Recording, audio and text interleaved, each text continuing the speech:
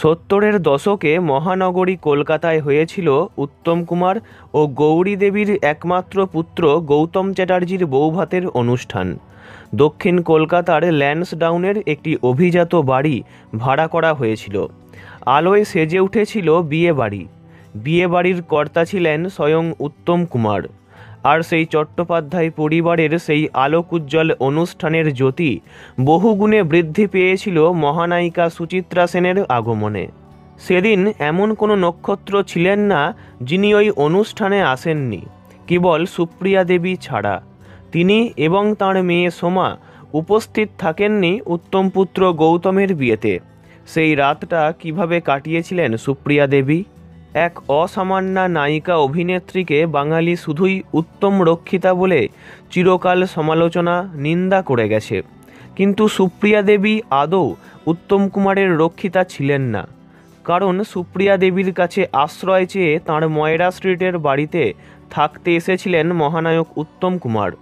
1963 সালে শালগ্রাম শিলাকে সাক্ষী রেখে উত্তম কুমার সুপ্রিয়া দেবীকে বিবাহ করেছিলেন। পৌষ মাসে সচরাচর বাঙালির বিবাহ হয় না, কিন্তু ওনাদের হয়েছিল।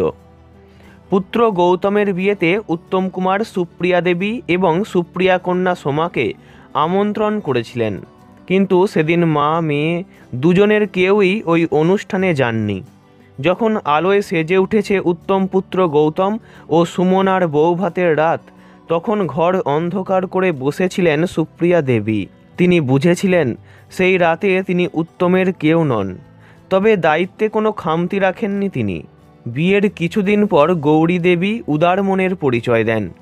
গৌরী দেবীর সঙ্গেই প্রথমবার উত্তম সুপ্রিয়ার সংসারে যান পুত্রবধূ সুমনা। গৌরী দেবী সুপ্রিয়া দেবীকে নতুন বৌমা দেখাতে নিয়ে গিয়েছিলেন। নতুন বউয়ের মুখ দেখে একটা গিনি এবং একটা কাপড় দিয়েছিলেন সুপ্রিয়া দেবী। সেই দিন নিজ হাতে রান্না করে উত্তম কুমারের একমাত্র পুত্র গৌতম ও পুত্রবধূ সুমনাকে খাইয়েছিলেন তিনি। এভাবেই উত্তম পুত্র ও পুত্রবধূকে অন্তরের ভালোবাসা দিয়ে ভরিয়ে দিয়েছিলেন সুপ্রিয়া দেবী।